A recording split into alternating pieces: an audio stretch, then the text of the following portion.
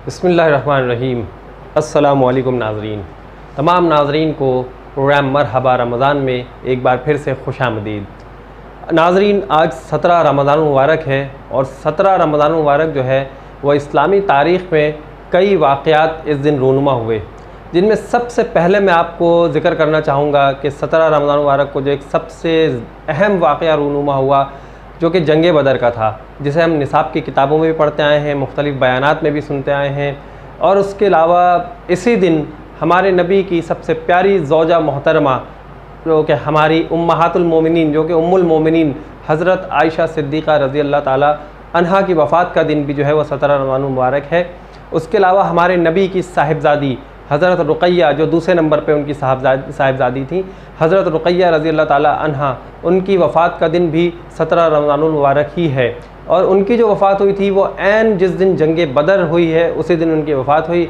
उनकी वफ़ात में हमारे नबी सल्लल्लाहु अलैहि वसल्लम जो है वो शिरकत ना कर सके थे। तो मुख्तसरन में सबसे पहले आपको जंग बदर का अहवाल कुछ बयान करता चलूँ, जो हमने माजी में नसाब में पढ़ा और जो कुछ बयान सुनते आए हैं, आइए उसको हम थोड़ा सा जो है रिफ़्रेश कर लेते हैं, वो अपनी यादें जो हम ताज़ा कर लेते हैं। तो जंग बदर जो है उसकी कई वजूहात थी उसके पीछे। पहली वजह तो ये थी कि इस्लाम बहुत तेज़ी से फैलता हुआ देखकर जो है वो कुरैश बहुत परेशान हो गए थे और वो ये समझ रहे थे कि ऐसा ना हो कि अगर हम इनको मुसलमानों को ना दबाएं, इनका ख़ात्मा ना करें तो इस्लाम जो है तेज़ी से पूरी दुनिया में फैल सकता है। तो इसी एक वजह ये थी। दूसरी वजह ये थी कि मुल्क के शाम से लेकर मक्का तक जो इनका तिजारती रास्ता था उसके बीच में मदीना मुनव्वरा आता था और मदीना मुनव्वरा में मुसलमानों का कब्ज़ा था, जो कि कुरैश को बिल्कुल भी पसंद ना था। और वह चाहते थे कि जो वो तिजारत करते हैं, लाखों अशरफियाँ जो वो कमाते हैं, तो लाखों अशरफियाँ जो हम कमा रहे हैं उसके बीच में मदीना मुनव्वरा है, तो मदीना मुनव्वरा में वो कब्ज़ा करना चाहते थे ताकि उनके तिजारत में किसी किस्म की कोई रुकावट ना आए, किसी किस्म का उन्हें खौफ व ख़तर ना हो, क्योंकि डरते तो बहुत ज़्यादा थे। तो बहरहाल जब जंग बदर का वाक़या मैं आपको बयान करता चलूँ कि जंग बदर में क्या हुआ था।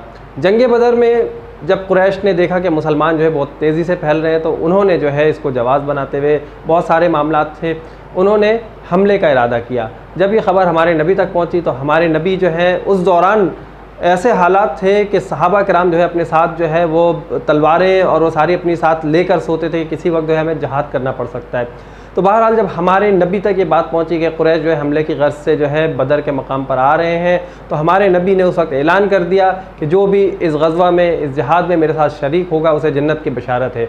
जब हमारे नबी ने जन्नत की बशारत दी तो उस वक्त जो है काफ़ी मुसलमान हमारे नबी के साथ हो गए। मुजाहिदीन तैयारियाँ शुरू की हुई थी जिन्होंने, वो हमारे नबी के साथ हो गए। एक बहुत ही कम उम्र सहाबी थे हज़रत उमैर बिन अबी वक़ास, जो कि बहुत कम उम्र थे। वो छुपते फिर रहे थे उस काफ़िले में, उस लश्कर में, उस मुजाहिदीन के काफ़िले में, कि कहीं ऐसा ना हो मुझे कम उम्र देखकर जो है वापस कर दिया जाए। तो बहरहाल जज्बा ईमानी था ये, जो इतने छोटी कम उम्र के लोग भी जो है इस जिहाद में शरीक हुए। इस जिहाद में शरीक होने वाले लोगों की जो टोटल तादाद थी वो 313 थी, जिसमें सिर्फ 2 घोड़े थे और 70 ऊँट थे। और बारी बारी जो है जितने भी मुजाहिदीन थे वो कुछ ऊँटों की सवारी करते, फिर दूसरे मुजाहिदीन उनको जगह देते, वो ऊँटों से उतर जाते। इस तरह करते करते हमारे नबी के साथ जो है ये लश्कर बदर के मकाम पर पहुँचा। जिस मकाम पर ये लश्कर क़याम पजीर हुआ वो रेतीली ज़मीन थी, और जहाँ पर जो है अहले कुरैश ने अपना पड़ाव डाला था वो चिकनी मट्टी वाली ज़मीन थी। बहरहाल हमारे नबी ने जो है फिर अल्लाह ताला से दुआ की, क्योंकि रेतीली ज़मीन जो थी वो घोड़ों के लिए और जानवरों के लिए बहुत ज़्यादा नुकसानदेह साबित हो सकती थी। तो हमारे नबी ने अल्लाह ताला से दुआ की, अल्लाह ताला ने हमारे नबी की दुआ कबूल की और कबूल करके अल्लाह ताला ने उसी वक्त रात में बारिश बरसा दी। जब बारिश बरसाई तो जो रेतीली ज़मीन थी वो रेत बैठ गई और जो चिकनी मट्टी वाली ज़मीन थी उसमें फिसलन शुरू हो गई, जो कि अहले कुरैश के लिए बहुत ज़्यादा तशवीश की बात थी। और मुसलमानों के लिए खुशी की बात यह थी कि उनके जानवरों को अब कोई नुकसान नहीं पहुँच सकता था। इसके बाद ऐसा हुआ कि जब रात हो गई और रात में जो है अहले कुरैश उन्होंने जो है बहुत ऐश व अय्याशी में वो रात गुजारी, बहुत बदमस्त हो गए और उन्होंने जो है ये सोचा कि मुसलमान तो इतने कम हैं, हम लाखों की तादाद में, हम तो इन पे आराम से गलबा हासिल कर लेंगे। बिल्कुल बेफिक्र हो गए और बेफिक्र होकर उन्होंने सुबह तक का इंतज़ार किया। फजर के बाद हमारे नबी ने ऐलान जहाद किया और मुजाहिदीन को तैयार करके जो है अपने काफ़िले को आगे बढ़ने की तलक़ीन की। जब आगे बढ़ने लगे और दोनों लश्कर आमने सामने आए तो अरब की रवायात के मुताबिक पहले जो है एक एक का मुकाबला होता था। शुरू में इस तरह की जो जंगें होती थी उसमें एक एक आते थे, कोई सरदार या कोई बहादुर या कोई इस तरह के जंगजू जो एक एक मुकाबला करते, और फिर उसमें पता चलता किसने किसको पछाड़ा, किसने किसको शिकस्त दी। इसी तरह कुरैश ने अपने 3 लोग भेजे, मुसलमानों यहाँ से जो है हमारे नबी ने भी अपने 3 लोग भेजे। तो हुआ ये कि वो जो 3 लोग थे उनको फ़ौरी तौर पर हमारे नबी के जो लश्कर के मुजाहिदीन थे उन्होंने इन तीनों को जो है हलाक कर दिया। उसके बाद इसी तरह कुछ और मज़ीद लोग आए तो उनमें से जो है उन्होंने उनको भी हलाक कर दिया।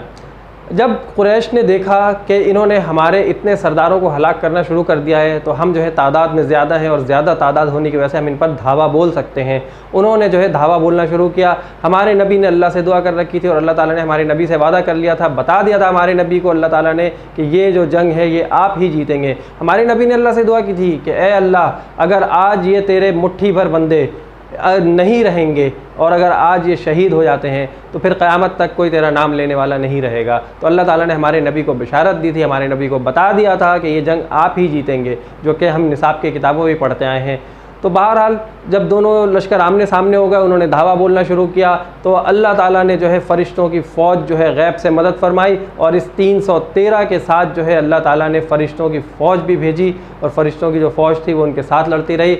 जो अहले कुरैश थे उनके जितने भी मुजाहिदीन थे वो ज़रा बख्तर पहन के आए हुए थे, वो ज़रा बख्तर और आयनी लिबास के साथ थे, वो आयनी लिबासों के साथ कट कट कर गिर रहे थे। और फिर जो है ऐसा हुआ कि वो जो जंग है उसमें कुरैश के 70 लोग जब मारे गए तो कुरैश ने जो है हथियार डाल दिए और 70 लोग उनके कैदी बना लिए गए। फिर बाकी लोग राय फरार इख्तियार कर गए कि ऐसा ना हो हम मारे जाएं। तो हमारे नबी ने जो है जो और मुसलमानों के जो है इसमें 14 जो है वो हमारे नबी के लश्कर के जो लोग थे मुजाहिदीन थे वो शहीद हुए थे।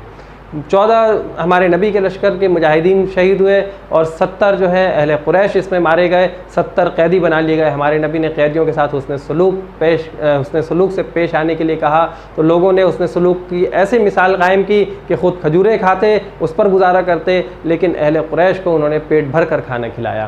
तो बहरहाल ये जो जंग बदर है ये बहुत अहमियत का हामिल है और इस जंग में जो है आप जितनी बातें मैंने आपको बयान की हैं आप देख सकते हैं कि अल्लाह ताला ने किस तरह से मुसलमानों की मदद की, वरना हज़ारों की तादाद में लश्कर और 313 कहाँ मुकाबला हो पाता जब तक अल्लाह की मदद नहीं होती। तो अल्लाह ताला ने हमारे नबी को नुसरत अता की, फ़तह अता की अपने गैब से मदद करके, जैसा कि अल्लाह ताला ने वादा फरमा लिया था हमारे नबी से कि मैं गैब से मदद करूँगा। तो ये जंग जो है मुसलमानों के, ये पहली ऐसी जंग थी जो मुसलमानों के और कुरैश के दरमियान हुई थी, जो कुफ़ार के दरमियान हुई थी।